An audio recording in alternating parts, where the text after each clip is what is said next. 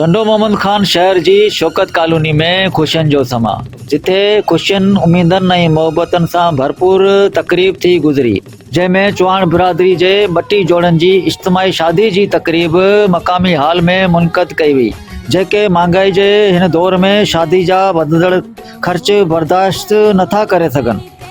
जॾहिं त शादी हाल में मौजूद घोटन ख़ुशी जो इज़हार कंदे चयो त असां लाइ इहा घड़ी ज़िंदगी जी सभ खां हसीन घड़ी आहे। उन मौक़े ते चौहान बिरादरी मेहरान टीवी सां ॻाल्हाईंदे चयो, मुंहिंजे ॾाॾे जी शादी बि ईअं थी हुई, असांजी इज्तिमाही शादी थींदी आहे। इन खां पोइ मुंहिंजे वालिद साहब जी ईअं शादी थी हुई ऐं इन खां पोइ मुंहिंजी पंहिंजी शादी थी हुई। असीं 52 घोट हुआसीं, ऐं 52 घोट हुआसीं।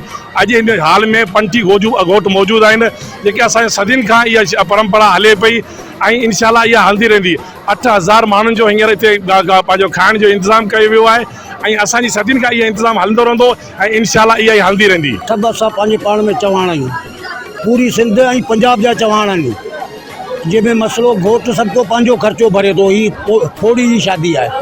बिरादर बि आहे सॼो टंडो गुलामली जुडो घोड़ाबारी लालकाणो दादू पूरा सिंधी जा माण्हू आहिनि। तमामु घणी ख़ुशी थी आहे। असांजा तक़रीबन 26 खां 27 घोट आहिनि, परे परे खां असांजा माइट आयल आहिनि ऐं असांजी तमामु वॾी थी आहे। असीं जेको सिस्टम आहे असांजी चौहान बिरादरी सां संभालींदी आहे, जिन में बाबू चौहान आहे ऐं लाला चौहान आहे, ख़ैर मोहम्मद चौहान आहे, जेके बि चौहान बिरादर आहिनि टोटल असांखे तमामु वॾी ख़ुशी थी आहे। इहा असांजो वॾो काज आहे।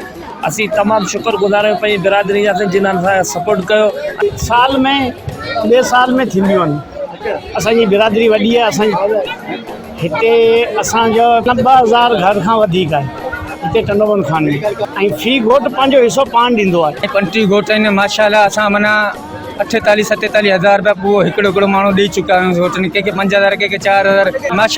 माशाल्लाह उहे को ॻाल्हि कोन्हे त अञा ग़रीब आहियूं, कमायूं खायूं पिया, मगर असां में इहा ॿधी आहे। खां आयल महिमान 10,000 माण्हुनि जी मानी कई वई आहे। अल्हम्दुलिल्लाह हर कंहिं पंहिंजा अलॻि अलॻि पोइ ॾिना, जंहिंमें तक़रीबन 2 करोड़ खां 3 करोड़ रुपया पोइ थियो आहे। तक़रीबन 15 साल खां पोइ असांजा एक ही घोट आहिनि। असां दिलि सां शुक्रिया अदा करूं था कि हमेशह असांजी चौहान बिरादरी ईअं ॿधी में रहे। को ग़रीब मस्किन नथो पुॼी सघे, असां डोनेशन करे असां पाण सां गॾाईंदा आहियूं। मुंहिंजी ख़ुदि शादी थी, मूं 42 घोट हुआ, मूंखे अञा यादगिरी आहे। उन टाइम ते 10,000 रुपया घोट हो।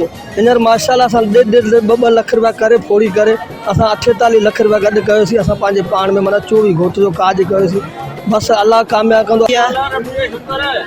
शाम जो सभु कुझु मिली वेंदो। असांजी शादी वादी ते कुझु लॻा पिया आहियूं, महफ़िल में सभु घोट कुझु लॻा पिया आहिनि। असीं गॾियल शादी इन करे कई आहे छो जो असांजे हिते आवाम वधीक हूंदी आहे, माण्हुनि जो मजमो वधीक हूंदो आहे ऐं इन करे असीं इन्हनि सभिनीनि जी गॾु कंदा आहियूं। असांजो टाइम बचंदो आहे, असांजो पैसो बचंदो आहे ऐं असांखे हर ॻाल्हि में फ़ाइदो थींदो आहे। ऐं हींअर बि असीं तक़रीबन घणियूं देगूं 800 देगूं ठाहियूं आहिनि ऐं 25-26 असांजा घोट आहिनि।